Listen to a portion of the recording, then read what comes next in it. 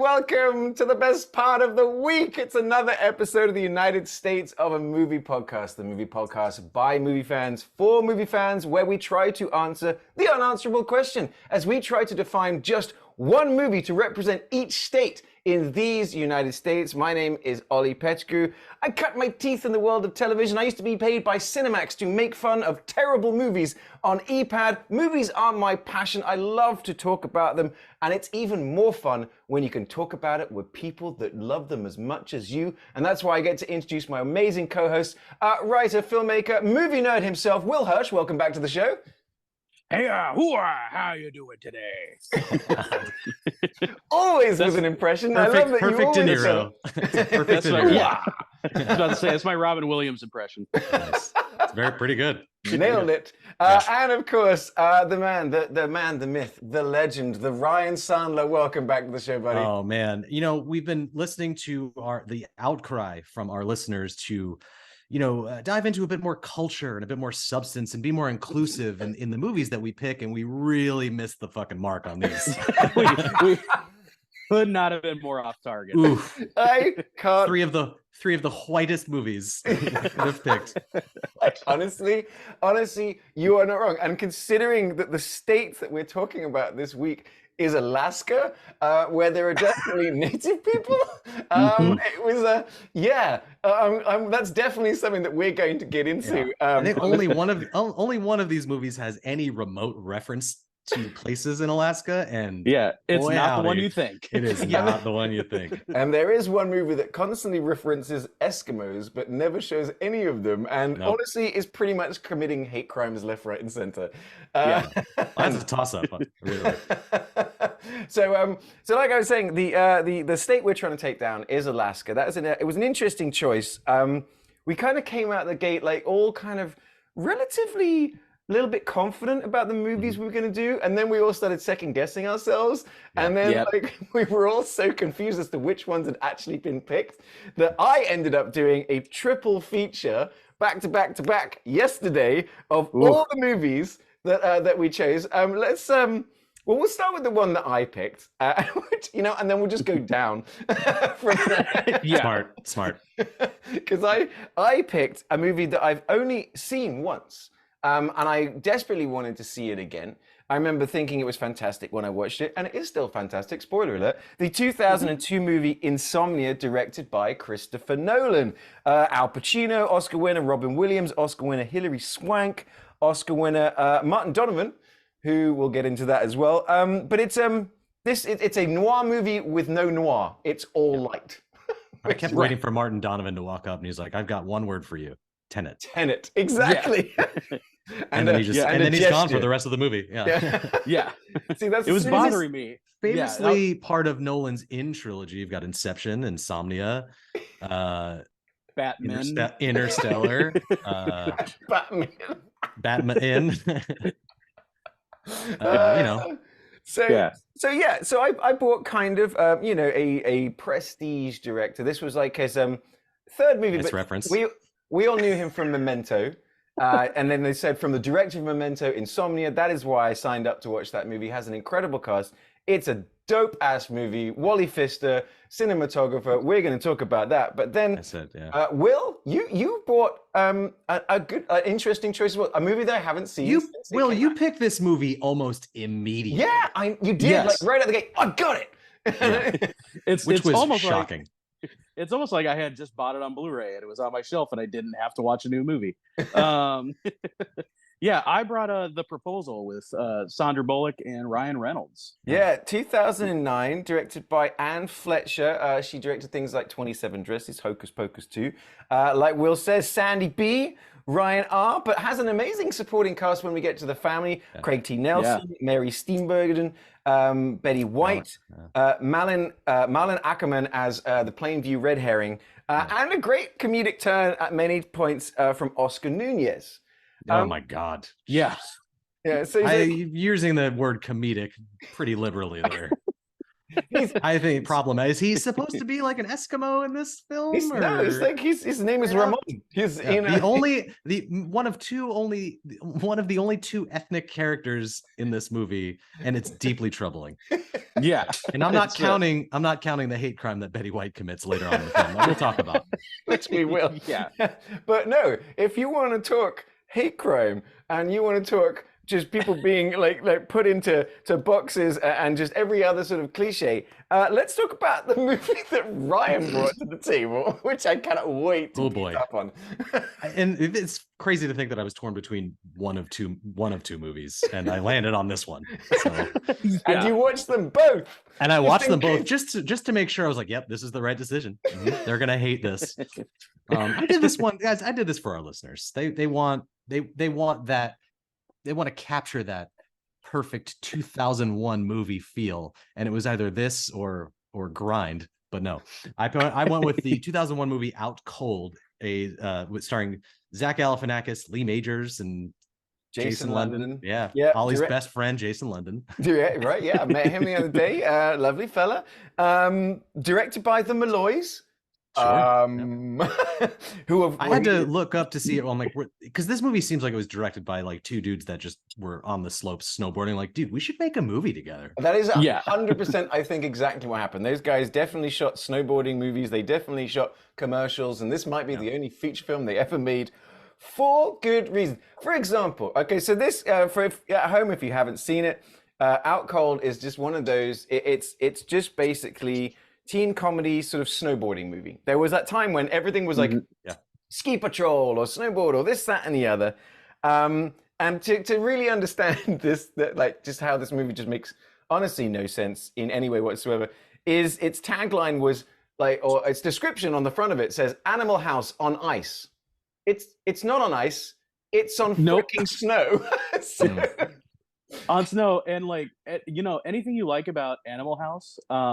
Throw that out, and then I guess you've got what's left to put in there. I don't get Animal House from this. Animal House has has jokes for one thing, which helps a lot. I think it was just a period piece they were trying to capture on like that era of extreme sports. Like I mentioned, Grind was another one, or for lack of a better one, Airborne, which a rollerblading movie from the late '90s, which ruled. See, but that X Games kind of vibe they're trying to get. But my theory is that because like ice is another name for crystal meth. Sure. So I'm just thinking that maybe they watched Animal House while on crystal meth, and then they wrote the script in one pass at the end. Very plausible. Yes, that makes the most sense. Yeah, they did that, and then they were like, you know what Animal House could use less of is humor and way more like offensive scenes of featuring sexual harassment. This movie is so horny. And making fun of the neurodivergent. That's where like that's what this movie is. That had a lot of what's colorful language. Yeah. If it was coming from anyone other than Lee Majors, though, I'd have a problem. Oh my god. Yeah. I know. I'd say, I said I was talking about it to Mrs. and I was like, then because it is kind of like it's horny, right? And it's stupid, but I'm like, but it's also insulting my intelligence constantly. And I'm like, and it doesn't give us any boobs. It threatens boobs. And I'm like, if you're going to insult my intelligence, you might as well throw some boobs in there. But I for sure thought there was going to be more, this movie would be more tittillating. Yes. Yeah. I mean, American Pie knew enough to be like, we got to go R so that we can get the nudity in here. And this movie is like, he's like, nah, we don't even need that. We're just the idea of boobs alone is enough to fill this theater. This movie's a hard R, but not in the way you think. Okay, let's keep going. We're going to talk about Out Cold, but like, you know what? Let's just jump straight into that. The reason that Ryan has made that joke is because this is a 2001 comedy. 2001 comedy where the homophobic F slur gets thrown around a couple of times, but one of the characters, so Lee Majors, who plays Mr. Majors, he refers to one of the characters as, I'm going to say it, retard. And he says it maybe 200 times in this movie. I turned it into a drinking game. Well, and I'm amazed you're still talking alive. to us from the hospital, from alcohol poisoning. So let's Honestly, it's not even going to be hard to get into the sort of the plot of this movie because there basically isn't a plot, but it is the classic plot of there's just a bunch of snowboard bums like Jason London and all his buddies, Zach Galifianakis, Roy from The Office. Yeah, and so they all just basically drink and hang out and smoke weed on this shitty mountain called, what was it called? Bull Mountain. Bull Mountain, yeah. In Alaska. Are there ski resorts in Alaska? I swear, I don't think there are. We probably should have researched that before this episode. But doesn't that sound like the kind of thing that you never hear about anyone going, yeah, I'm going to go skiing in Alaska. You know, I'm going to British Columbia, which, spoiler alert, where this movie was shot. Yeah. So essentially, Lee Major's character comes in and he is going to buy the mountain from Willie Garson. That a tale as old as time. And that's it. And it's like suddenly it's becoming too much. And then there was a completely just irrelevant, nonsensical B plot of Jason London once fell in love with a French girl in Mexico who has unrequited love. It just so happens that she is Lee Major's daughter. And at no point in the movie does Jason London ever get together with either that girl, the snowboard girl, or honestly any girl. It's a weirdly asexual sort of like... For as horny as this movie is. Right. But I mean, but we do get a very graphic sex scene, which is, two of them, I guess, if you count the hot tub. Yeah, there are two. Yeah, Zach Galifianakis, it does give us the two most graphic sex scenes where he is filleted by a polar bear and where he violates a hot tub.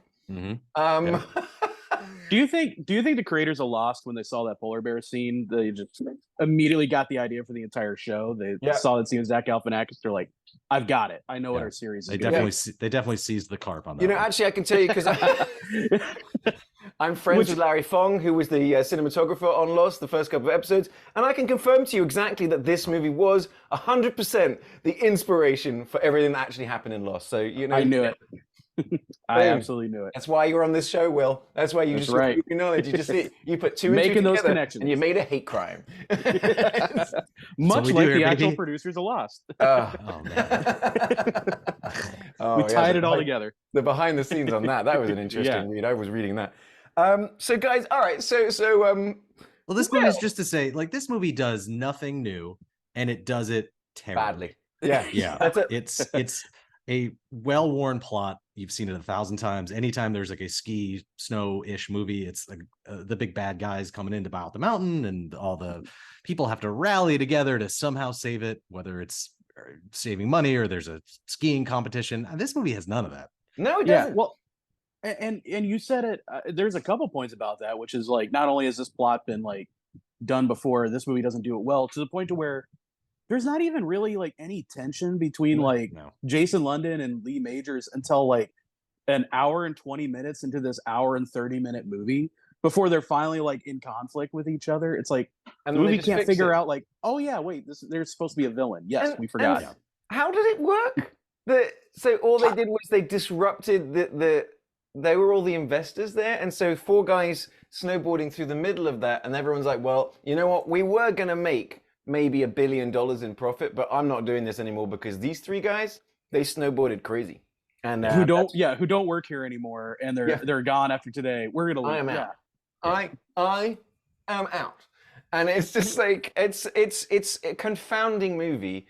In the same way that like Hard Ticket to Hawaii was confounding in a good way, this was confounding in a bad way. I think I texted you guys. I said the only redeeming factor that this movie has is that it has no redeeming factors.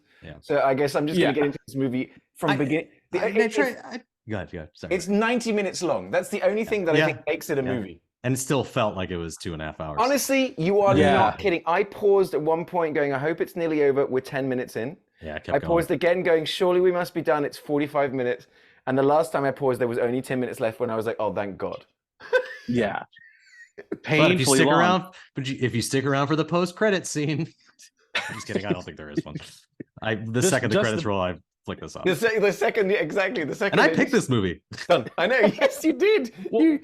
They did have the bloopers. Which made it seem like right before the camera shut off, where each actor was going to be like, "Can we stop making this stupid?" Like all the actors seemed really angry, especially Zach Galifianakis, who's just a naturally funny person. just his line reading in this was like, God damn it, I can't believe I'm doing this movie. I like that you mentioned that, Will, because that was actually the moment where I started laughing. Was the bloopers, but I wasn't laughing at the bloopers because they were also just cutting in like snowboard bloopers. So it's kind of like watching one of the old skate videos from back in the day, right? Yeah. At least that looked good. The snowboarding, I thought, that looked like you could tell. Yeah. That's why I said these guys probably were snowboard filmmakers that were just like, hey, let's wrap a shitty movie into this. Those cinematic shots of the helicopter in the foreground and the guys jumping off. Yeah, very good. But I just started laughing. Then I was like, oh god, it's ironic that the only entertaining part of this movie is the fucking bloopers. Other credits. Yeah.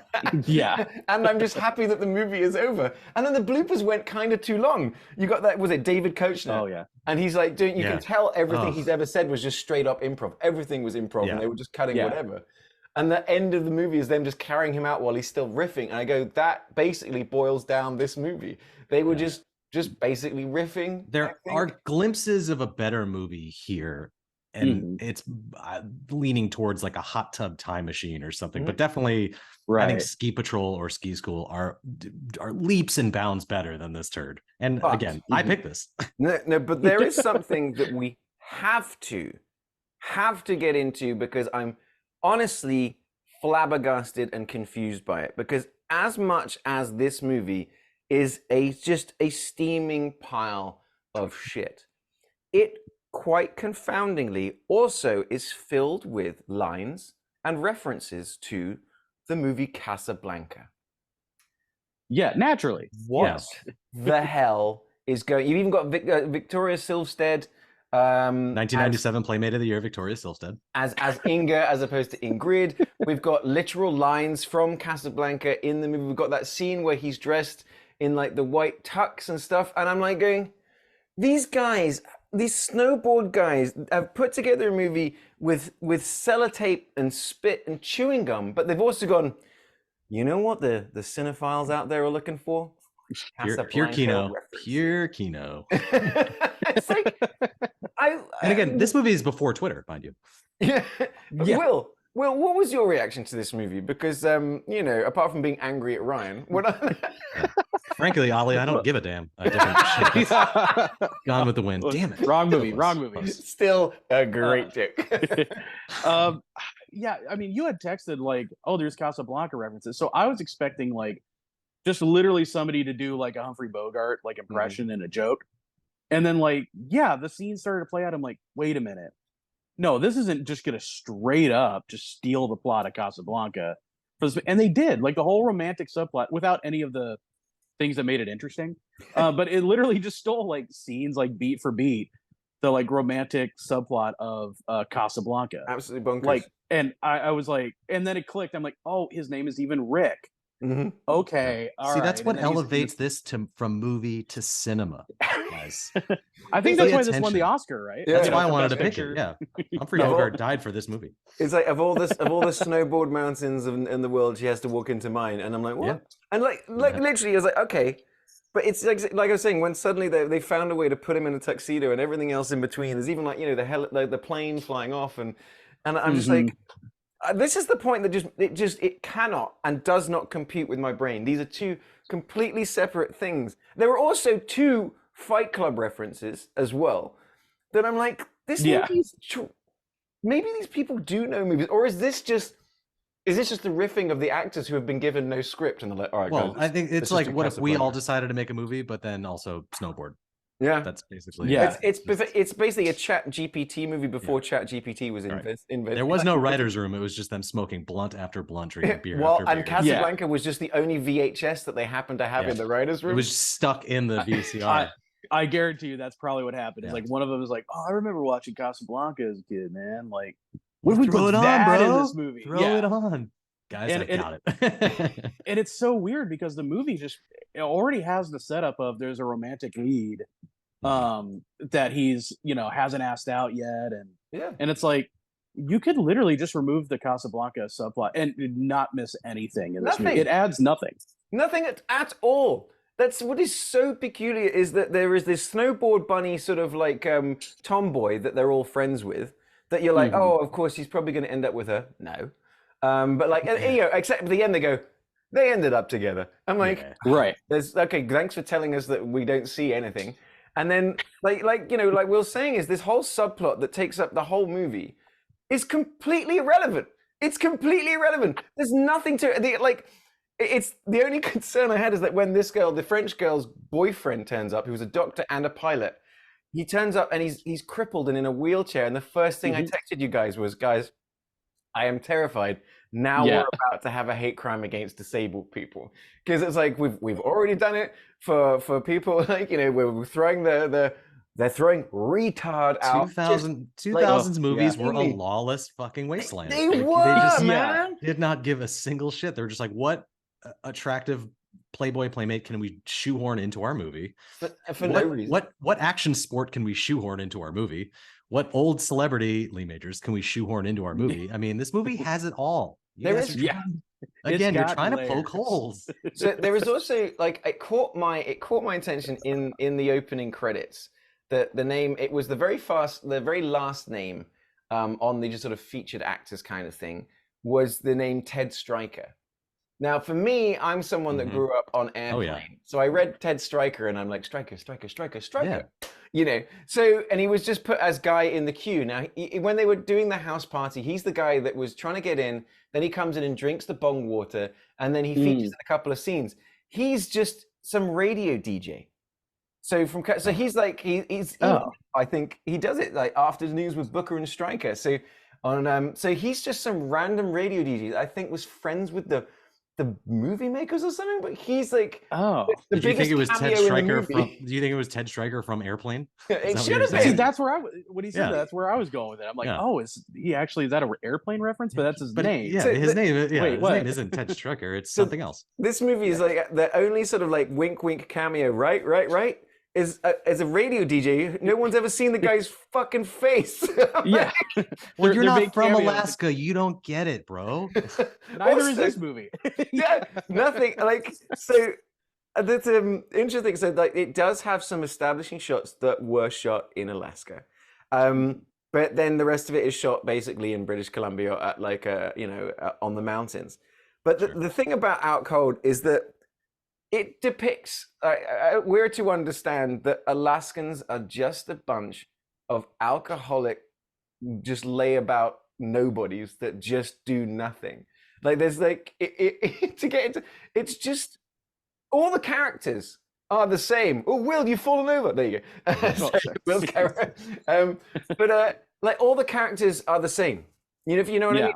Like the four main guys, and they go, okay, well, we've also got a black friend and we've got a female friend, but every single one of their characters is the same. They are the same. They talk the same. There's nothing to differentiate apart from their hair or sex or race. And shout out to the bartender, Roy from The Office, who is shockingly effeminate to a point where everyone's just like, oh, he's just the gay character. But then at the end, he wants to come out, but not as gay. But then he does realize that he's like, oh shit, I am gay. That was troubling. It is one of the things, I thank you for bringing that up, because that's the moment where I go, oh, we're actually doing something here. Instead of it just being we're making, gay jokes, is that he's been, the whole movie has been just like cracking onto women and flexing and stuff like that. But it's that moment of it, because it kind of felt undeserved, because I go, oh wait, he's gay. But then, but I liked it. It was kind of sweet that they go, buddy, it's fine.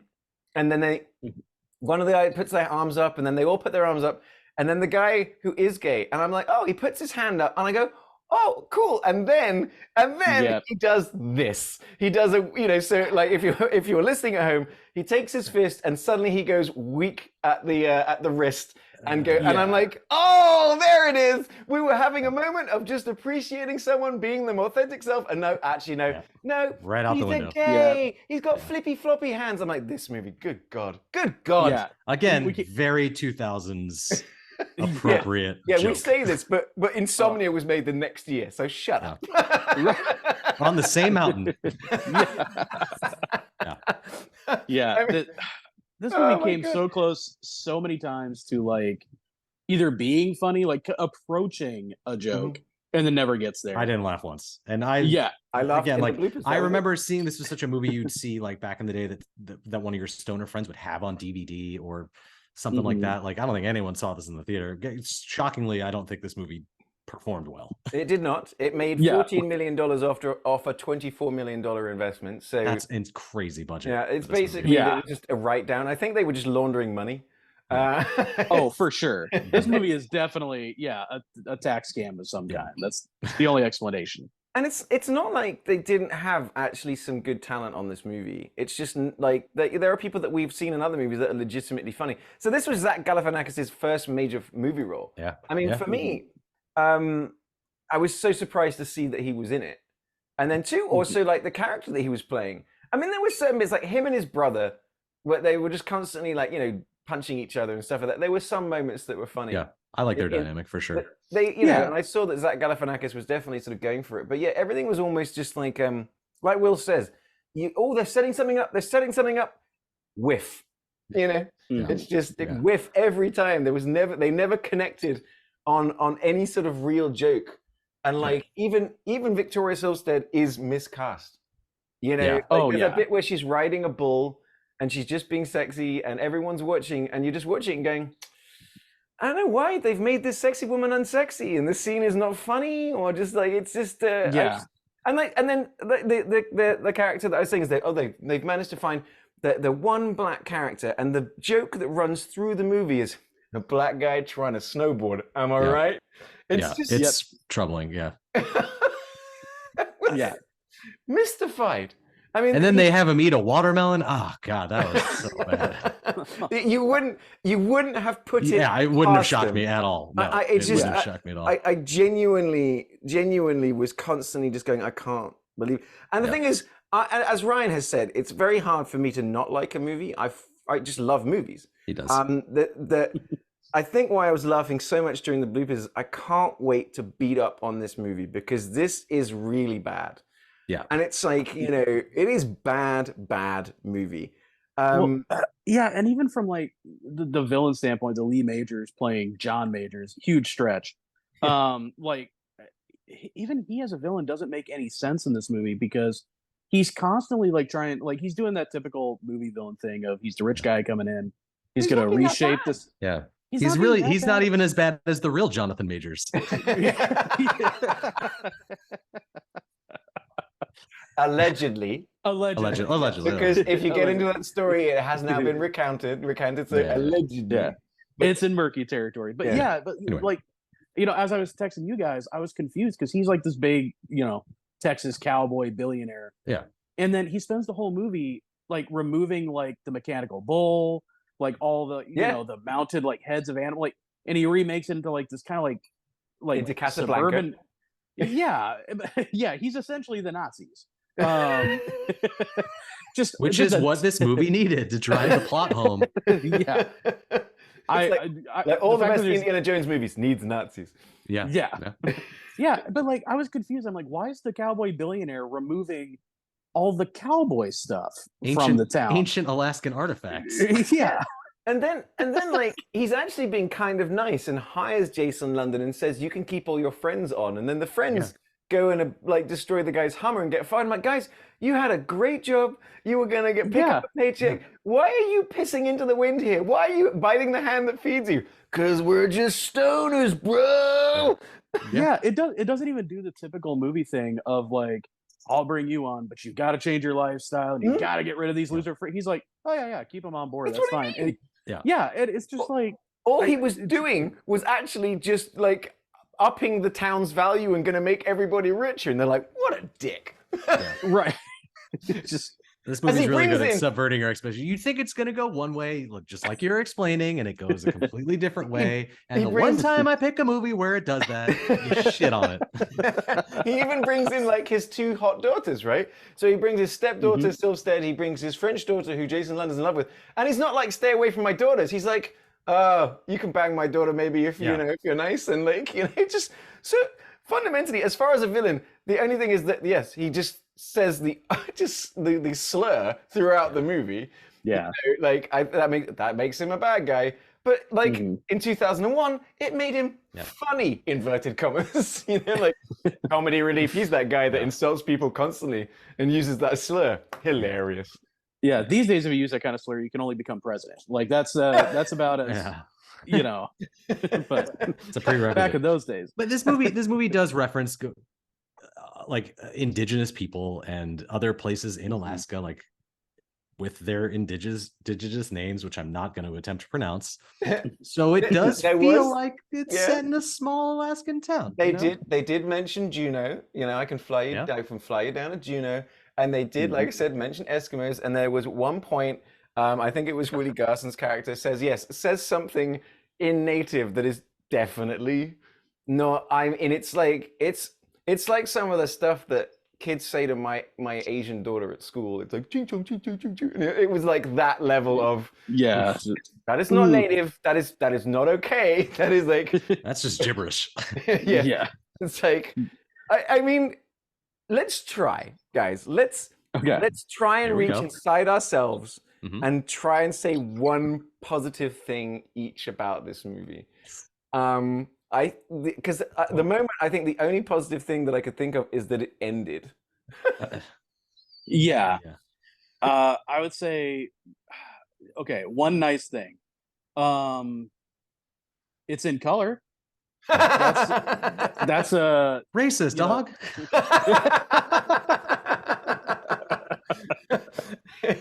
I've got two nice things. This movie is, like you said, this movie is 90 minutes. It's a very abrupt film, so it does feel long. And I'm such a Zach Galifianakis fan. I think his performance in this he's doing the best with what he can, and I think he's the funniest part of he's the funniest part of this movie. And you can see bits of his stand-up and his mentality kind of creep into his character, which I enjoyed. Other than that, seconded. There you go. Zach Galifianakis is the only little bright part of this. Famously from Alaska, born and raised. Don't look it up.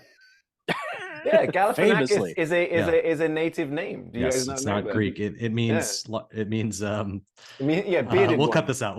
Yeah. It translates to jacuzzi fucker. That's where they got the inspiration. If you see Galifianakis' stand-up, there's like a stand-up special he did live with the Purple Onion. Where he just mentions this movie like almost like he's ashamed. He's just like, I think he says like something like, "You seen this movie? Stars Lee Majors.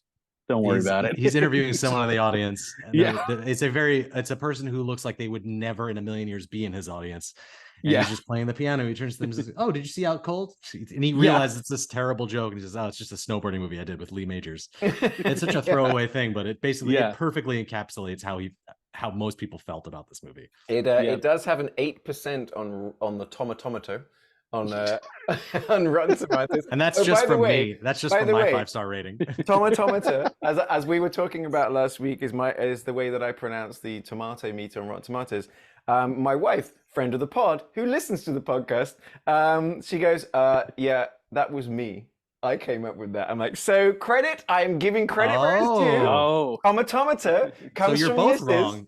Yeah, she's like, trust me. She listened to the episode. She comes in and go, "I didn't hear one reference to me, and you stole Tomatometer." And I'm like, it's like, all right, credit where credit's due. Is there an extra T in there, or is it not tomato meter? No, I think you. Tomatometer. Read it. Tomato meter. That's what I'm saying.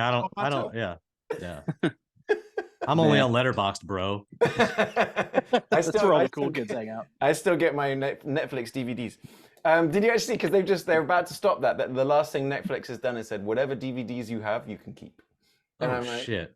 I'm sure I have some somewhere. I probably have Out Cold on DVD somewhere. That's probably how I saw this movie. I definitely rented it with probably next to Beer Fest. I definitely have a movie from like 12 years ago I have not returned. So they're coming for you, Will. They're coming for you. All right, I've got a proposal for you. Why don't we move on from Out Cold? Excellent.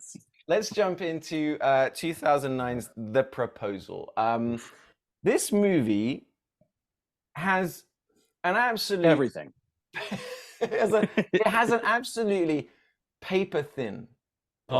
Absolutely paper thin plot that I was saying to the missus is just so massively escalated from excellent chemistry between Sandy B and Ryan Reynolds. They got chemistry gold and then put them out there with just nothing, and this movie still went on to make over $300 million and Sandy B got a Golden Globe nomination for Best Actress For what? in a Musical. For catching a dog, a CGI dog. This movie. Oh my god, this is not my favorite Ryan Reynolds. This is not my favorite Ryan Reynolds movie, but it is my least favorite Ryan Reynolds movie. So, This is just watch Friends instead of this movie. See, I haven't seen that one yet. I haven't seen that one. But the thing is, like, we'll mention it. And the thing is, I was like, I remember watching it back in 2009, 2010, and I love Sandy B, as we all do. I think She's as a great in this movie. podcast, we are all just hardcore Sandy B fans. We ride the B train for sure. Yeah, for sure. Ever since Speed, ever since Demolition Man, anything that she's ever been in, I find what I love is I say Love Potion number 9, baby. I was saying to her, is like, what I like about Sandra Bullock is she's not afraid to make fun of herself, be ridiculous, and look silly. Yeah. And that's why I think she's just so charming, that she's got that giggle and that laugh and that smile, and she's a goof. And she's playing the goof up in this movie. I mean, in this movie, what I liked about this movie as well is that she was 44 when she made the movie, and Ryan Reynolds was 32. So it's one of the only sort of like romantic comedies or movies like this where it's the other way around. It's always the older guy with the younger girl kind of thing. And so the plot of the movie, very quickly, is Sandra Bullock is, and this is not me saying it, this is everyone in the movie, is the bitch boss. And Ryan Reynolds for 3 years has been her executive assistant. They work in publishing. And it turns out that, ironically, Sandy B is Canadian, even though Ryan Reynolds is. And she's going to be deported because she's just been putting this off. And so then she's like, she comes up with the idea of, Ryan, we're going to get married for my visa. And he goes, but what? Yeah, it is the initial setup. But I will say that, like, in that moment, like I said, the chemistry between them two is, I was really enjoying the bits where Ryan Reynolds' character realizes, okay, I've kind of got her over a barrel. And he just kind of makes her perform, get down on your knees. Yeah. And well, he's utilizing that to get his book published. This movie, the plot of this movie is so. But it wasn't even his manuscript. It was one he chose. Oh, okay. It's not a book he wrote. It's literally just, this is the first manuscript of the 1,000 that I've read that I want to do. The thing is, if she accepted that manuscript, basically it makes him an editor. Right. It would make, she likes having him as her bitch boy. But the twist of it all is that she's like, he was going for his grandma's, Gammy's 90th birthday, who's Betty White, who is a treasure, and rest in peace, you legend. Yeah. Is when they do fly out to, was it Sitka, Alaska, or something like that? Sitka. Sitka. Is that a real Alaskan? It's kind of not the one that they were at though. But it turns out that he is basically like the Kennedy of Alaska. He's comes from a super wealthy family that kind of owns everything, and it kind of turns things on its head a little bit. The reveal of that when they're driving through the town and his last name is on every single building, and then she looks down and notices it's his last name on his briefcase. Paxton. Oh, wait a minute. Why didn't you tell me you were rich? I'm not rich. My parents are rich. It's the same fucking thing. Yeah, right. Like, this movie sucked. I hate this movie. So much. He's the rich kid who's like trying to define himself by going out. Fuck you, Dad. Yeah, fuck you, Dad. Exactly. The only thing this movie didn't have was like some shithead brother.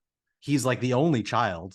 So I feel like that was one piece that was kind of missing from this familiar dynamic, But again, honestly, just friends. It's a 108-minute movie, but I was going to say is that it's missing 15 minutes to me. Is it because it's abrupt. It's ABC. It's just a rom-com. There's no extra little twist. There's no nothing. It's just, we do the thing.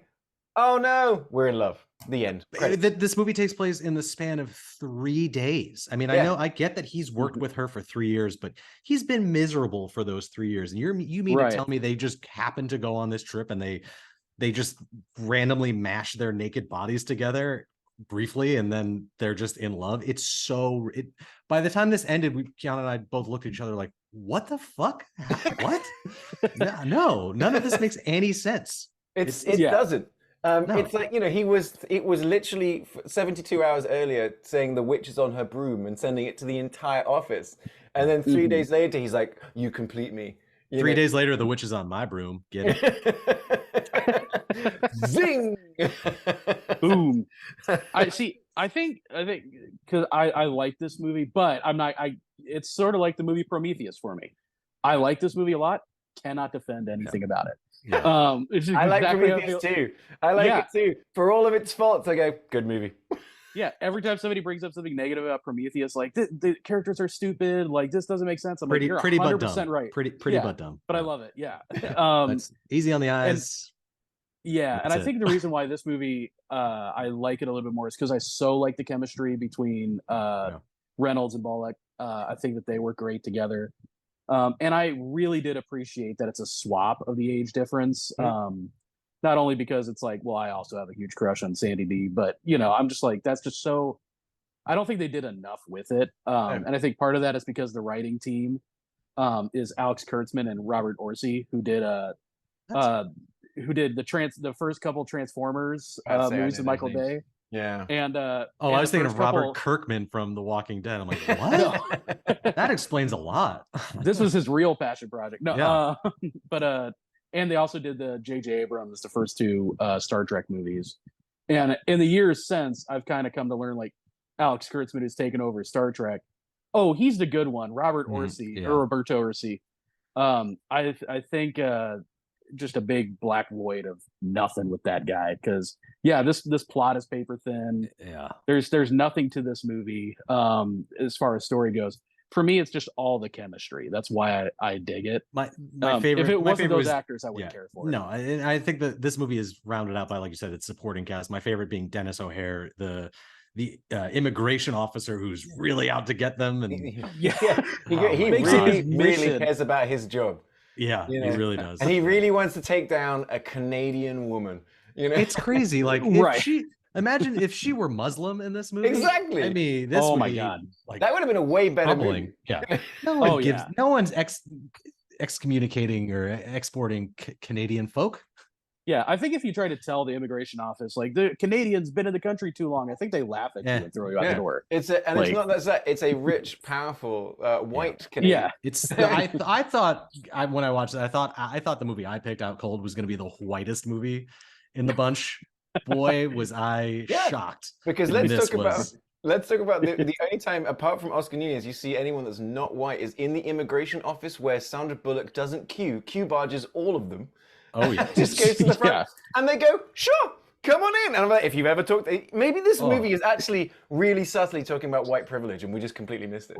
See, that's what it is. Yes, it's got like Casablanca in Out Cold. It's like, got me there. I'm sorry, I missed the racial subtext. Yeah, dude. Yeah, you didn't see it. What's wrong with you, Brian? It was right there to see. I don't see color, bro. If there's one thing the writers of Transformers understand, it's racial disparity and immigration. That's what they get. It's even whatever little things are planted. I really wanted to like this movie because it is like it's definitely got the charm and the feel of it, but it is such a by the numbers rom-com. But I feel like it misses all of the beats that it's trying to do. Well, that's there you go. Because that's exactly right. Because what I wanted to say is that just when you said that is but I can tell you a bunch of rom-coms that are just by the numbers rom-coms that I love. That just nail it, and it's like you perfectly, like you succinctly put it, is that just like it doesn't hit even though it's hitting. And I don't get quite why. And it's like, if it was any two other actors, I think it would just be never mentioned again. But right, absolutely. Right, yeah. Right. I'd love them to come back and do another one. I mean, I was just looking up. Sandy B is going to be 60 soon. Like, it's wild. It's just wild. But you see her in that the movie with Channing Tatum, and it was absolutely fantastic. It was such a fun time. I enjoyed that movie. My missus stopped watching after about 20 minutes, going, "This is a piece of shit." And then what she also said is, "I can't look at Sandra Bullock anymore." And it's like, I'm like, she looks exactly the same. She goes, "That's the problem. Her face isn't moving." And you know what? I don't care. Sandy B looks good. Sandy, just lay it. Like, that's a lot of Botox, Sandy. But you know what? You're awesome, and you're hilarious, and you're a goof. And that's all my favorite parts of the movie is when she's being sweet, vulnerable, or goofy. Yeah. Where she's dancing, she's rapping, I don't believe her as the cold, vindictive, the corporate bitch, so to speak. Like that's the bit that didn't land for me. But because she's America's sweetheart, Sandy B. You know. Yeah, but it comes up because she's the orphan. So we get the little orphan, the opening up about her tattoo, the opening up about her parents dying, and then there's that little sweet bit where they're immediately after that, just all of that sweetness gone right out the fucking window. Yeah, for me, this movie, I think also why I'm partial to it is because I can see it how you could just tweak it in just a way to make it like an actual great movie. For me, like there's a similar movie, that movie Sabrina, funny enough, with Humphrey Bogart and Audrey Hepburn, where I saw that movie and I'm like, it's just not working. There's just something about that movie that just doesn't click. But I can see if you tweak it just enough, it would be a fantastic movie. And I saw the Harrison Ford version. It was good though. Oh, it's pretty much the same movie. I think they even used the same script. I'm only familiar with the Teenage Witch, so I can't speak on that. Now, this movie had me believing, when I'm watching this movie, I'm like, there's no fucking way any of this was done in Alaska. I was like, this is all Canada. And I looked it up, like, nope, it is all Massachusetts. Yes. Considering we were just there. Shocked. I'm surprised you didn't pick this movie from Massachusetts. You went with Jars? Yeah, I mean, look, when I learned it was shot in Massachusetts, I was kind of like, oh man. But her line where they're like, where are you going to? Sitka, and she goes, Sitka. That's in my head. Yeah. And so when you mentioned Alaska, I'm like, oh, I know a movie that takes place in Alaska. The only one from that. Well, actually, the only one. And it's the thing, isn't it? Because Will, I was with you, like, because I kind of remembered that too. And like, they do the nice little bit about like, I thought we were going to Sitka. We are. Well, why are we going to Juneau? And the next thing is them in a tiny little smaller plane. And then they have to take the boat and stuff like that. But this movie, and it's, again, I did the same thing you guys did, saw Massachusetts. So I'm watching the movie again, and I'm noticing around the edges of their heads and stuff, there are 350 VFX shots in this movie, and it's all putting in fake mountains in the background. Mm-hmm. Yeah, I caught that too. Yeah, the worst like background replacement since like Deliverance. It's like that level bad. Yeah. That also bothered me. But one thing we are not mentioning, the talent behind this or on the screen. We haven't mentioned Craig T. Nelson. Ooh. He's famously from Everybody Say It With Me, Coach. Action Jackson, starring oh yes, Coach. I forgot about that. I was thinking Action Jackson. I really thought we were going to be on the same page for that one. For the one time I pull a deep Craig T cut. I had set you up for that one. Anytime I can talk about the movie Action Jackson, I get happy. So everyone go watch Action Jackson instead of this. I've never seen it. Features a kung fu fight. It features a kung fu fight between Craig T. Nelson and Carl Weathers. So okay, well I'm in now. Okay, I'm on board. Yep, I'm going to watch that movie. Yeah. Craig T. Nelson's great. And they do have a little bit of the tension between him and Ryan, and it's great, and those scenes are good. And Mary Steenburgen, is that how you pronounce it? Steenburgen, yeah. Virgin is that she's great too, and I always love her in movies, and I as I called her, the plain view red herring of Malin Ackerman, like she's a character that didn't kind of need to be there, but I'm like, okay, I get it. And I think the only movie you don't see her naked in. But again, if you want to watch a better romantic comedy that does the same thing, it's The Heartbreak Kid with Ben Stiller. Fantastic one. Oh, sadly set in Mexico, so we can't watch that. But yeah, she's there. She's like the old romantic flame. She's like, we dated through high school and most of college, and then called it on. Like, it's just it brings nothing to the plot. Like everything, like all of the things that they've tried to add really don't help push this forward. I think the only and it is the one part that they set up is that what they are doing. They are committing fraud. They are lying to everybody. She is using him. But I will say that I love that we call her Sandy. But you know what, Sandy, if you're ever listening to this, we love you. You're a treasure. Yeah. But the way she plays out, it's I can't do this. I'm lying. We're lying to your family. I love your family. I forgot what it was like to have a family part. is Again, it's been 3 days.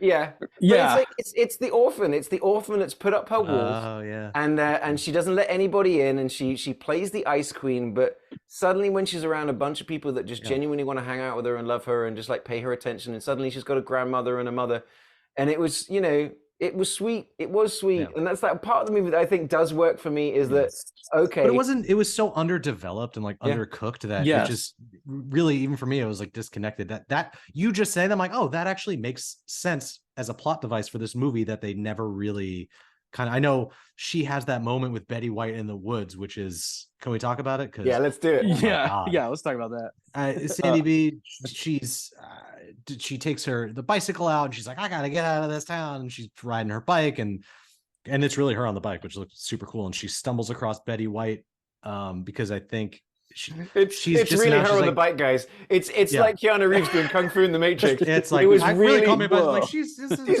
on a bike, guys. It's real stuff. Well, it's in the woods and it looks rocky. It's basically John Wick. But Betty White came in. She's like, you come in and we'll do the wedding here tomorrow, and it's on my birthday, and please get married before I fucking die. And Sandy B is like, all right. And so she has a meltdown. She goes out and then Betty White's like, I gotta consult the gods. Yeah, she's speaking to Mother Earth, but she's dressed like a native shaman almost, and she's it's as somebody once described Steven Seagal's whole look, it's very much Native American stolen valor. And it's great. I wish I could take credit for that. I said in the group chat, I'm like, if I did not have Betty White cultural appropriation on my bingo card. Yeah. Because man, but then it does the very period appropriate thing where Sandra Bullock, she's getting into it and she's getting ethereal and she starts singing the Little John to the window to the wall song. It's so bad. It's just oof. Great to see her do those dance moves, but I know that's it. But I love in that context. She's singing that song and she's being a goof, and that's what I'm saying is every time she's a goof, I'm like, oh, I love her. I think goofy Sandy B. Yeah, I think the element that would have really helped this movie and really kind of helped solidify it is it should have been like prior to like the events of the movie starting, like it should have been the two leads had like some sort of attraction or affection for each other. Like yes, he's like Ryan Reynolds is constantly like, guys, I know she's like a bitch or something, but she is a good, you know. They have that bit where she finds out that they drink the same coffee because he orders it in case he spills his coffee, and I guess that's that sort of. Yeah, but that also goes. Yeah, that's just so he's almost like admitting that pathetic. It's pathetic, and then he says that is pathetic. Yeah, I mean, like for as much chemistry as they have together in this movie, there's like no romantic chemistry at all. It's so weird. Like it should have been like everybody in the office like knows they kind of are attracted to each other, but they don't really recognize it. It should have been like that, you know, because then it's more like everyone's like, what the hell? Yeah, because then like the decisions they make, the wild decision of I'm gonna get my assistant to convince him to be like, oh, we're getting married, to being like a lot of those decisions start making more sense if there's already something there that they don't quite recognize. You're right, Will. It could have just been very much as simple as we understand that Ryan Reynolds actually secretly has a massive crush on her.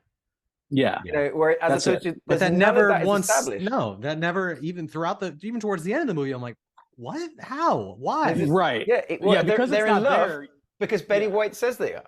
Right. And it's like the bit fakes a heart attack. I mean, get the bit was funny actually because it's supposed to be like a guy girl thing because Betty White sees it, Mary what's her face Steenburgen sees it, and Craig T. Nelson goes, am I going crazy? Am I going crazy? Am I the only one that didn't see this? I go, no, Craig, you're not. Yeah. None of us. He's the straight man in this role. That's what's bonkers to me. And then he's the audience surrogate. Like, are we sure this is the story? Yeah, I mean, this could have been such like a movie set in like the mid 90s, like 95, 96, starring like a Jennifer Aniston, and it would have been the exact same fucking movie. It was originally like they approached Julia Roberts. Yeah. I can see that. You can see it. She's like, nope, I'll do Ocean's 13. Yeah, I'm just gonna get my paydays. Yep. I'm gonna go eat, pray, love on this. Yeah. I've done my Mystic Pizza. I'm fucking out. Yeah.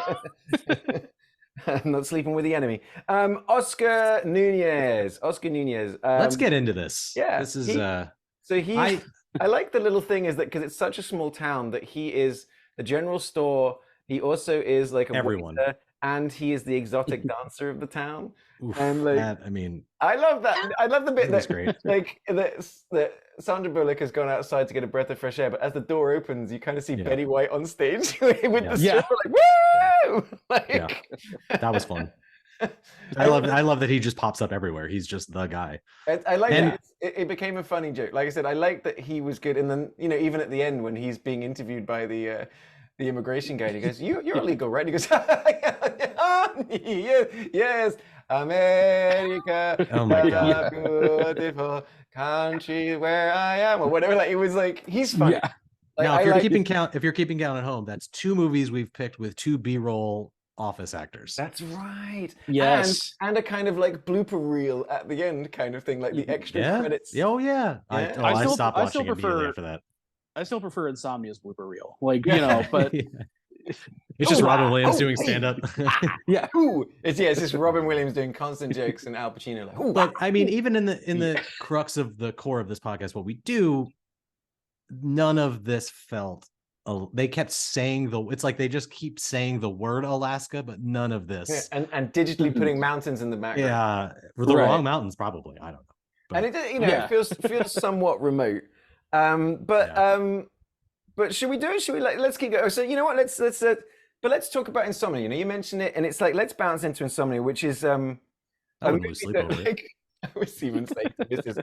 I was saying to Mrs. It's just like I think I know where this episode's going to end up. But at the same time, while Out Cold is shot in British Columbia with a couple of establishing shots in Alaska, and the proposal It's way more racist. is shot in Massachusetts with some digital mountains and maybe a couple of establishing shots of mountains. Insomnia is, Christopher Nolan. He does things for real.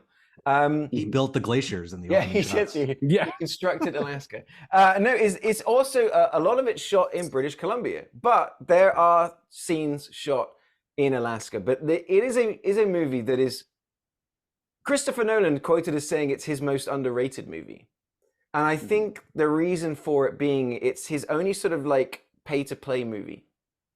He was hired to make the movie. It's a remake of a 1997 Norwegian movie that has Stellan Skarsgård in it. Stellar skateboard. It's a skateboard. Yes. But this movie, it's because even though he took a pass at the script right before they started shooting, it's the one that is like it's his most just movie. Yeah. Mm-hmm. And people, that's why it's underrated, because the people are like going, yeah, well, things aren't moving backwards, or there's no time temporality thing, or there's no sort of trick going on. There's no Batman. No one's pincing. Yeah. But it still does weirdly play with that. And maybe I'm looking at it through a modern Nolan lens where everything has like a time construct to it. This does kind of play with that, but I don't think it was I don't feel like it was a forethought. Like he wasn't like, okay, this is, I don't know. It just doesn't feel like it's the time paradox doesn't feel like it does some great visual stuff. Yeah. We'll get into it, but I'll just do a quick catch up to anyone that haven't seen it. If you haven't seen it, you should watch it. It's a fantastic movie. But the essence to it is that Al Pacino and Martin Donovan are two LA sort of robbery homicide detectives that come up to Alaska to help solve a murder. Hilary Swank is the young sort of driven detective who wrote a paper on one of Al Pacino's. She's like a fangirl for Al Pacino. Super into Pacino in this movie. She's into him as a detective. I didn't get any like she wants to bone him vibes. But why would you not want to? the interesting sort of subplot of the subplot is that Al Pacino and Martin Donovan are also kind of under a bit of problem with internal investigations, IA. So they're kind of getting out of town. There's some tension between the two partners over this. And while they're trying to capture this murderer, they basically cornered him. It goes wrong. And in the fog, Al Pacino accidentally kills his partner and kind of covers it up. And so it kind of starts off as a whodunit. Then it becomes like a whodunit while at the same time I'm trying to cover up what a gone done did. And then it becomes like a why done it, because the bad guy being Robin Williams just straight up goes, yeah, I did it, but you're in trouble too, buddy. And so now we're in this together. And it creates a I mean, I knew I'd seen it, but I'm like, the whole movie going, I can't tell you how this movie's gonna end. It's like, Yeah, really fun. Like, where's this gonna go? Because all this stuff's been set up now. Where's it gonna land? Yeah, I think I remember seeing this in the theater, and I probably haven't seen it since then, just because it's not a super rewatchable movie, even though I fucking bought it on Vudu like a dickhead, and I'm never gonna watch it again. But yeah, I mean, it's the most un-Nolan-y movie. It's just a very straightforward, but it's got the twists and the turns, and it's such an enjoyable watch, and you really feel like, I remember the first time I saw it, Ollie, we talked about this, like, you feel exhausted watching this movie. Like, I felt like I had, but not in a bad way. It's like, no, like, you feel like the character. Yeah, that's the one thing I always remembered about it, is I remember watching it going, I felt like I had insomnia. Like, as you're watching it, the flashes, the quick cuts, which are very kind of like Memento, same editor. And he looks like a zombie, like, just Pacino getting progressively more and more tired. Oh. Yeah, and you get these amazing, like, clever little visual tricks of, like, they're just kind of like, you're just seeing things. Like, he's basically asleep on his feet, and he's looking around like the police station, and focal changes would just immediately, like, jarringly suddenly, and that there'd be sounds, and you definitely got the feeling of just like, this guy is just completely losing his mind. And it's like, and it's amazing. So, like, spoiler alert, but in a way, but is the only time you ever see him close his eyes is at the end of the movie. And it's like, it's just, and it's almost like a relief. Oh yeah. It's like, it's really interesting that it plays out such a great whodunit, whydunit, everything that's going on in the middle. And again, it's a solid film, man. It's a solid film. It's great. It's a great movie. Now that you're saying it, does seem like a remake of it's like, you can see it. Yeah. But watching this Dragon Tattoo. Exactly. Yes. Yeah. I think when you mentioned that in the text thread, like, this is a remake of of a Norwegian film, just watching it from the beginning, I'm like, I get that sense from this. I think while I agree it's his, like, least Nolan-y film, in so much as even the title sequence appears at the front of the movie, as opposed to, like, every Nolan film is just like, when it ends, it's like, by the way, you were watching Batman. You're like, oh, that's the title of the film. Oh, I was confused this whole time. Yeah. Oh, he was Oppenheimer. Got it. But yeah, so this definitely had a feeling of, like, okay, I'm doing one for the studio, because I think after this he did Batman, right? That was his next one. Yeah, I think so. Because I was going to say that while it's the least Nolan-y, as in we're talking about, like, as much as Tenet is the most Nolan-y, it looks like a Nolan movie, even though, like, it's got a massive budget. It's with Wally Pfister, with those like, amazing. I tell you one thing that did bother me, actually, is that, so I rented it on Vudu, and it was completely filling my screen.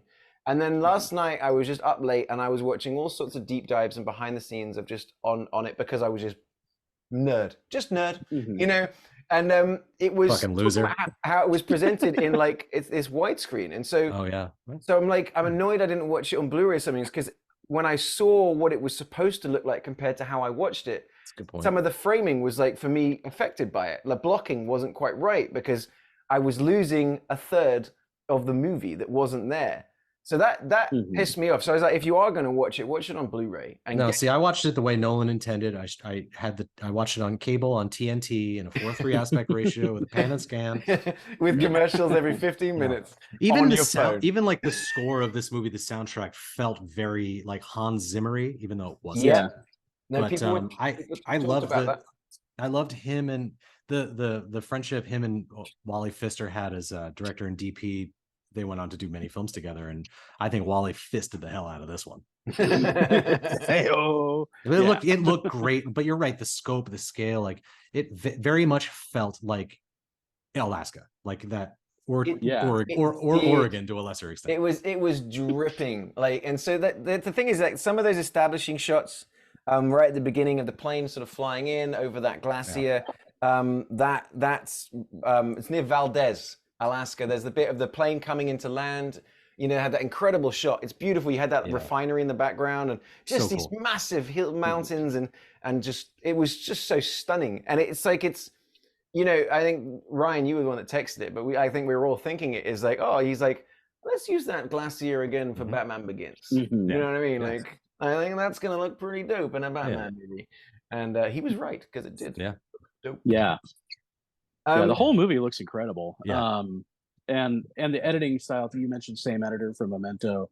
That was the other thing that made it feel like a cut above like a by the numbers detective movie. Is it had that Nolan those style insert editing. shots of like him like flashing back to him doing something or seeing something, and that also playing with the time parallels. There you go. That is the one little Nolan trick that he does, isn't it? Is that you, at the beginning you think it's the killer, and it turns out at the end what you're seeing is that moment Al Pacino crossed the line. Even though he's doing it for the right reasons, he did something that would get him in trouble with internal affairs, which would mean that even though the bad guy was guilty, would then get out, and if that guy gets out, everyone gets out. And that's kind of like that. That's kind of like the parallel plot line of him and Hilary Swank, is that she is about to do that for him, and he's like, no, don't lose yourself, learn my lesson, just be the good cop.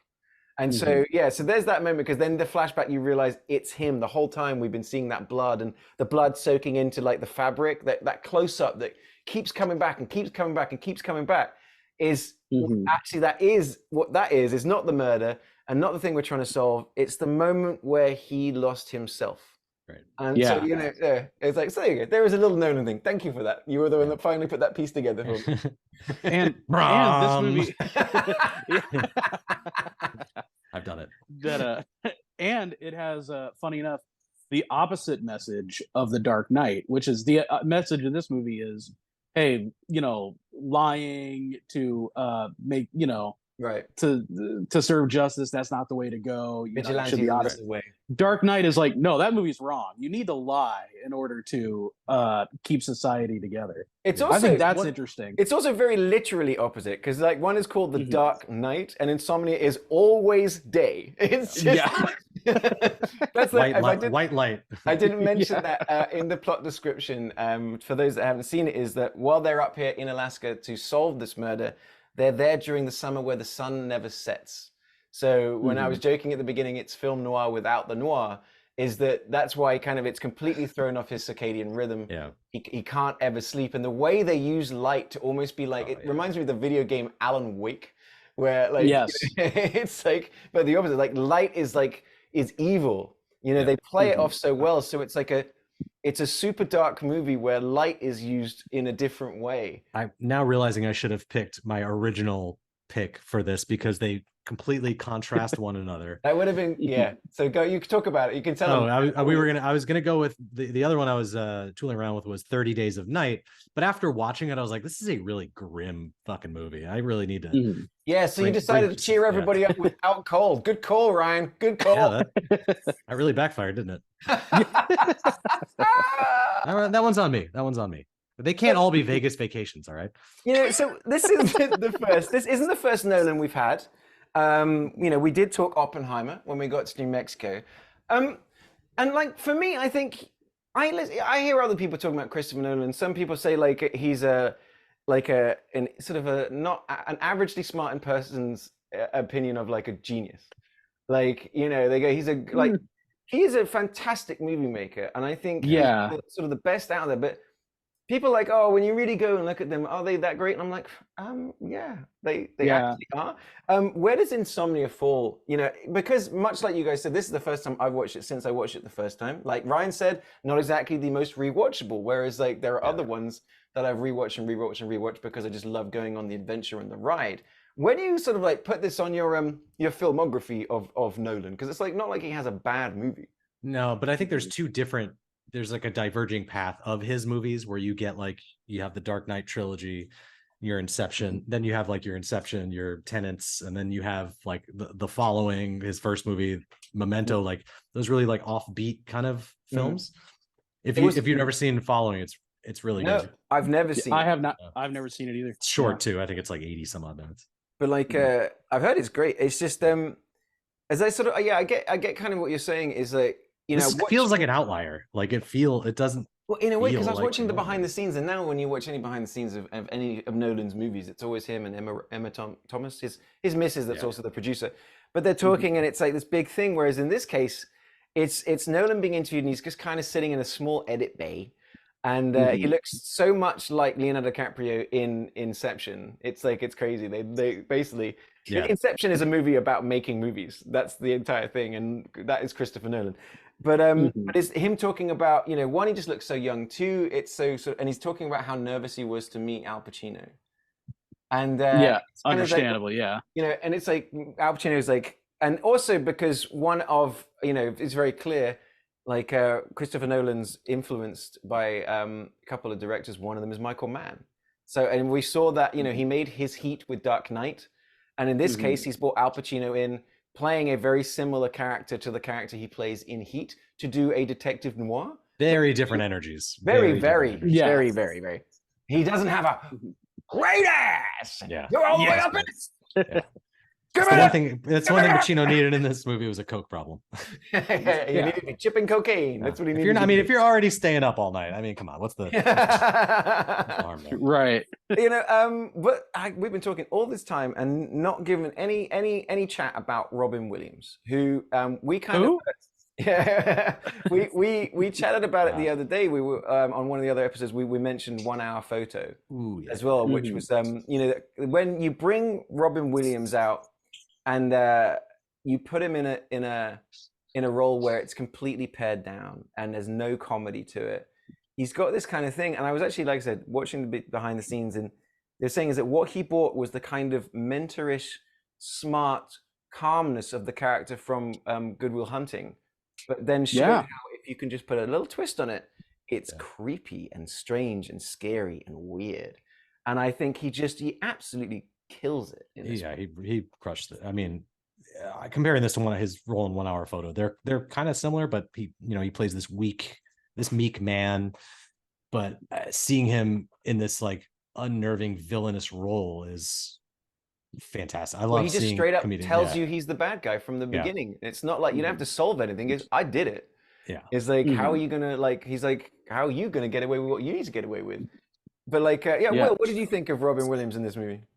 Oh, I mean, I thought he was fantastic, but by virtue of the fact that it is Robin Williams, there's always a little part of me where he's saying like, "Oh, I didn't mean to murder her," or like, "This was an accident." Where just because it's Robin Williams, I kind of want to believe him. I kind of Yeah. want him to secretly not be a bad guy, which I think really works because he is such a creep and so bad in this movie. Yeah. That really kind of helps that Yeah, performance. I feel like you're right. I Um, don't think he went out of his way and intended to harm this girl, but it went Right. down the way but he said it you, did. you're thinking of But- that, but then as the information comes in, it's like Yeah. he's just feeling ridiculed. He's feeling so Yeah. suddenly it's got that kind of incel kind of like Oh, yeah. like thing. She and laughed then- at his pee-pee, and then and- he went crazy. And then like Yeah. and Pacino's like, you spent 10 minutes beating her to death. You know, Right. 10 minutes. This wasn't like, oh, I didn't want to have to do this. But You then spent he's like, 10 then you minutes spent beating 2 her to death, hours cleaning and then her, 2 right? hours Oh. bathing her and washing her hair and clipping her Ugh. nails. And it's like, Just you know, creepy. Yeah. exactly. But that's the thing is, We've I all love been you said there. it, Will, because he's being calm and he's being Robin Williams. And then, but it's like, it's right on that knife edge of just Yeah. like, because I know what you mean. He's like, oh, you're kind of, oh, maybe he didn't. No. Now, let me pitch a different movie to you. Okay. You Aladdin get, 3. you Yeah. get yes, you get Armand Goldman put into this role Ooh. and let him just go hog wild. Fosse, Madonna. And you put Nathan Lane, In the Al Pacino role, Pacino's character. Fellas, you got a dude, big movie on sold. your hands. I am Dude. sold. I've pierced the toast. I've pierced the body. Whatever. Oh man. Calling all the way back to the birdcage. There you go. That's This is why we need to end the writer's strike, because I can't. We I can't do it all. I can't be the only one. You're pitching $1 billion ideas. Watching the movie as well. Like I remember, you know, when I watched it when I was younger, whereas I'm watching it now as a 42-year-old man, is that Hilary Swank looked about 12 in this movie. Yeah. She looked I don't know young. what it is about her, but like I always had the thought that like, oh, she looks like, she's always looked older to me. Yeah. But I haven't seen a movie with her for a while, and seeing this, you're Karate absolutely Kid right. Part I'm 3. like, yeah, even in that, because Yeah, I was yeah. like, oh, she looks too old for high school, and she was like, I think she's like 10 years older than me. I forget what it is. I But should go yeah, back and watch Buffy the Vampire Slayer. That's the one. She's 49 now. Okay. But I know what you mean, Will. Is that I had that same thing? Is like I find that she's a beautiful, like mature woman. Yeah. And like I just forgot that the first time I sort of, I saw her in Boys Don't Cry, I saw her in Insomnia, is that, oh man, she was a baby. She look at that baby. But she doesn't. She doesn't have like the most effeminate features, I guess. No, I mean that's why I have the first breakout role Yeah. was her playing a boy, and then suddenly like, oh, she's not a boy, she's a girl. What? She's a $1 million baby. Yeah, she's got that sort of tomboyishness, but there's also very, very beautiful. But she's just, the fact that you got 1, 2, 3, all very recent sort of like Oscar winners in this movie. It's like it was such a powerhouse of casting. I don't think this movie did pretty well either, right? I mean, it did. It made money. Yeah. Yeah. Where's the sequel, Nolan? Where's the sequel? still awake. Yeah. It made 114 million off 46 mil. Well, that's more than I make, so it's fine. Yeah. just a tad. I guess that's good. I don't know. And then it went into then suddenly it's Batman, and then he's Christopher Nolan. He's that name. Yeah. But like I'd love to. Where does Memento take place? Maybe that would be a fun movie to talk, because I haven't watched that since college. Since college. Yeah, I haven't seen that either. It's one of those. I watched it. I was obsessed with it, like everybody was at that sort of time, especially if you were into movies and you were young and you kind of felt like it was a sort of secret. It was a movie you'd show other people. You haven't seen Memento? Oh, sit down. We're watching it. I did that without Colt. That's why I've been ostracized. Next week we'll have another co-host. Suddenly, that movie. Shit. See, I messed up with Memento. I watched it backwards, so I thought it was a normal movie. I couldn't figure out why everyone liked it. Well, see, the cool thing about that is they actually wrote it and shot it straight, and then did it backwards. In the edit, it's like that's.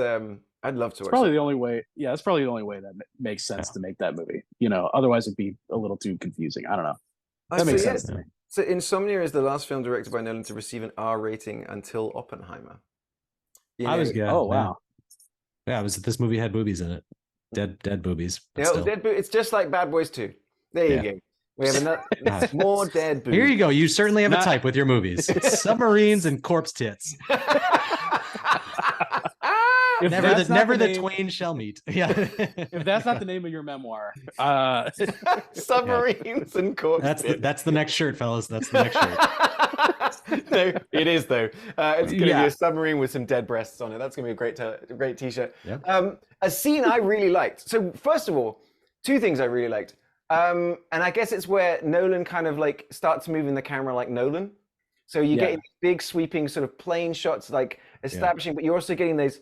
Like there's some shots where it's just gliding across all those sort of rocks and things like that, and we're getting those close-ups of their feet and things like that. But the scene that I really liked was the Robin Williams escaping across the logs scene. Mm-hmm. Oh my God! Yeah, Pacino falling great. In, and then the tension. I forgot how.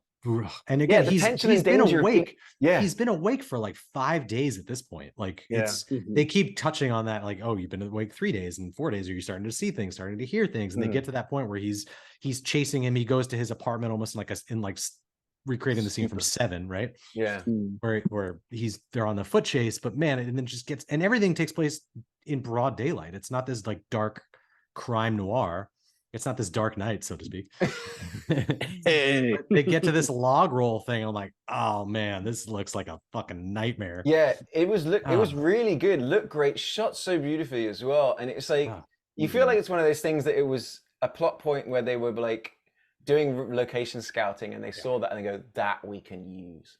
And but it was the tension of when Pacino's under the water, and then it's the things like he's just trying to get to the light for once and trying to breathe.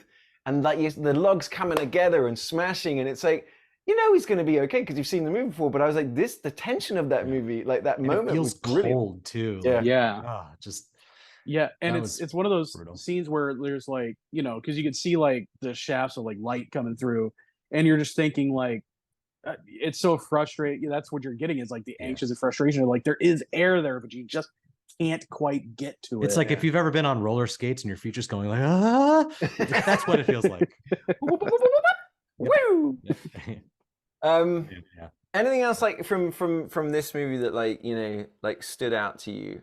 Because the one the one native actor in the police in the police precinct. Just the one. There we go. Yeah, and I like Nicky Cat as well. I've always been a Nicky Cat fan. I thought he did great in this movie. Since Dazed and Confused. Yeah, you keep bringing it up. Yeah. He was in the TV show Boston Public as well. I just enjoyed him in that. He's great. And he's the guy. If you haven't seen Dazed and Confused, he's the guy in The Dark Knight in the SWAT van with Gordon, who's like, "Oh, that doesn't look good. Oh, that is not good." Yeah. So I was trying to figure out where I knew him from, and I'm like, "Oh, that's what I know him from." Yeah, Nolan does like to bring his people back. You know, like you were saying, the guy from Tenet. That I'm like, why do I know this? I knew he was in this, but I only know him from that hand gesture. Yeah, same. No, I was also like, "Oh yeah, Tenet. That's where I know him from." Yeah. And then the hotel, the woman that works in the hotel is Maura Tierney. Yeah, she's great in this. From ER. From ER. That's where I always knew her from as well. Yeah. As a person that he just confides his crimes in her, and she's like, okay, I guess I'll go to sleep now. Yeah, I'm just gonna. Yeah, exactly. But they bang, dude. That's Pacino is laying pipe, dude. Is this another episode of Did They Bang? Because they're still wearing clothes. She's fully dressed. I think she just fell asleep while talking to him, kind of thing. Nah, man. For me, the most frustrating part of the movie is that bit like in day 3 where you're finally seeing him. He's just closed his eyes and the phone rings. Oh my god! I feel like I remember that happening so many more times, but it just happens that once. But you're still like, oh. It's because the whole movie is like that bit where he almost crashes the car, but then realizes it's a completely empty road.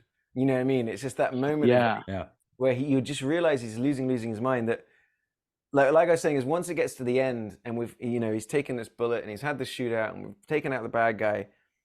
And I was like, I can't believe I didn't see it coming almost. But like I said earlier, is that the only time we ever see him close his eyes is as he dies. And it's like, but like you almost feel like the relief of it all, but also I'm like, oh, well played, Nolan. You've kept us on the edge of him never closing his eyes. And when he does, it's this kind of like this moment of... And he's like, just let me sleep. Let me sleep. Yeah. And it's like, it was really powerful. It was so great. Yeah, and then it just fades to black and it just ends. Like there's no blooper reel. There's no previously on or like, what are they up to? Do the 80s movie like freeze frame montage. Hilary Swank went on to become, funny enough, a horror writer. I did enjoy the reveal, like her kind of going back to the crime scene, finding the bullet, and then she's a good cop. Notes, she's, you see, and like she's learned his lesson. Like anytime you're about to dismiss something, look at it again. Yeah, and all of the advice that Pacino is giving her, she utilizes. Yeah, to solve his crime. Yeah, she's like, shit, I shouldn't have slept with him. I almost had the thought that there might be an extra twist to this, to where it was going to be revealed that Robin Williams' character actually shot Pacino's partner and has been using his insomnia and his uncertainty to mess with him and manipulate him into like coming up with this cover story together. I thought and she was going to reveal no, it wasn't you. He's messing with you. I thought that might be where that could have been a nice. I could see that as an alternate version for sure, but it's kind of like it's kind of fun that you're having all these multiple things being solved at the same time. It's like this movie really wraps it up like. But without in the third act, without it being complex or without it being overly confusing or without playing any sort of real tricks, it just tells the story well and it's directed super strong. It's and you do get the one Scream Chino bit where he takes the corpses. It sounds like something you order for coffee. I'll take a Scream Chino, please. A Scream Chino, yes. That's another shirt. Write that down. Where he's with the corpse's boyfriend's girlfriend, like her best friend, played famously by the girl from Ginger Snaps. I can't remember her name, but great. I have it down. She's from Freddy vs. Jason. That's where I know her from. Yeah. She's also in Hannibal, great actress. But she's like weirdly, again, everyone is so horny for Pacino in this movie. I'm telling you. Everyone. It's crazy. It's that trope of like, it's the same as Jack Reacher. Jack Reacher energy. I'm the young pretty girl in a small town and I will attach myself to this 55-year-old man and I will do whatever is necessary. I'll show you my hoo-ah. If you get me out of this shithole, which is the most beautiful place on earth, and take me to LA. That's the place where everything's awesome. You know, so I want to go and hang around with 45,000, homeless people. You know, it's like, the glamour of it all. I want people doing drugs on the street. That's what I want. I don't want to be in Alaska surrounded by natural beauty. Yeah. Hey, so save it for season 2.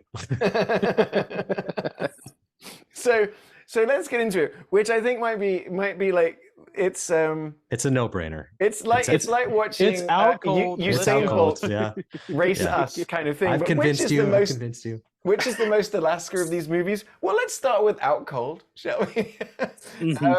A movie that honestly feels like it takes place in a Canadian ski resort, because it does. The only thing that like you mentioned before, they do insult Eskimos and then mention Juneau once. The proposal does give you that kind of out there vibe, small town sort of thing. But as soon as you hear Massachusetts, that's all I could see. But the one thing we didn't mention about the proposal, they got the most perfect puppy dog for that role, played by, say it with me now, an Alaskan Eskimo. Yep. So proposal. I think I'm starting to turn, guys. I'm so glad I turned you guys on this one. That's a great episode. Great. See you next time, guys. Shut it down. This one's done. Shut it down. We didn't actually talk about the bit where Sandra Bullock's character thing, where she tries to get the eagle to eat the dog. So that's one little thing, is that as we learned from Right This Minute, Will and I would do, is that Alaska has bloody eagles like New York has pigeons. Yeah. And but then you're watching the proposal, I'm there going, it's the wrong eagle. It's not big enough. You know, so even though they did put an eagle, spoiler alert, there should have been 300 more, and it should have been flawless CGI though. Yeah. I think Weta worked on this movie. Yeah. But yeah, I mean, let's be honest. It isn't even close. It's from the first 5 minutes of establishing shots, from just the cinematography, from the location shots to the feeling like you're really out there, to the fact that the sun never sets. I think it could have been, like I said, if Ryan, if you had bought 30 Days of Night to this fight, I think it would have been a really interesting fight between them. That doesn't mean that when we circle back to Alaska, you can't bring that. But like, you know, I'm with you that the juxtaposition of the two, I think would have made it tough. Whereas so I'm like, guys, it is. But now, we'll save that speak for season 2 for sure. But this hands down. I mean, like, even like, because it takes a good amount of time in the proposal to even get to air quotes Alaska. Because I didn't even know if it was in New York or Hollywood. It was unclear. But it's definitely Insomnia by a mile for sure. And it's not to say that there aren't other sort of Alaska movies that we could. Nope, that's it. It's just Insomnia. Is one that I was circling is Into the Wild. Yeah, that's another one. Based off we had one that Zen mentioned, Mystery Alaska. Mystery Alaska, movie, Well, that was one that I've enjoyed. Kicking myself for not picking that. These are all for next time. The Gray is something I've never seen and want to see. I want to. Oh, you've never seen? Oh, see, because you were dancing around picking that. I didn't know you hadn't seen it. No, never seen it. You mentioned The Edge was another one. Yeah, that's a great one. So I think that's one I almost picked. Starring Bart the Bear. So I think, and then we got 30 Days of Night, like we said. So I kind of feel like when we return to Alaska, that we can bring some movies that really can take on Insomnia, because I had one more too that's very Insomnia adjacent. It's like similar in tone. It's Out Cold 2. No, it's a Netflix movie called Hold the Dark with Jeffrey Wright. Very good. I've heard of this as well. Yeah. So you know what? Yeah. I think next time around, I think when we come to Alaska's a big place, we'll figure it out. It's a very big place to dethrone Insomnia, but in this case, it was a little bit like watching Mike Tyson beat up on a couple of 10-year-olds. Like, it's just which is always fun. Happens in Out Cold too, but it's straight to VOD. That's crazy they got him in there. So you heard it here first. The official movie to represent Alaska here on the United States of Movie podcast, at least until a better one comes and takes it down, is the movie Insomnia by Christopher Nolan. It's not available for streaming anywhere. You're going to have to rent it or buy it. I would recommend getting it on Blu-ray. It's definitely worth a watch. Or you can just make friends with Ryan and watch it on his Vudu. So So the question is now at this point, is where we're going next week. Guys, I've got an interesting thing that's happening next week. We are going to do our first challenge episode. So I was our very first episode, we did California. We did joke about the fact that, there's only about 4,000 movies to choose from. And completely at random, without conferring with each other, we all picked an LA-based crime heist movie. It being Heat, Point Break, and an Ambulance. And so I was talking with a friend of mine who is from California and was like, well, you know what? There are other movies that were made there. I feel like, Doubtful. This person is a big fan of movies.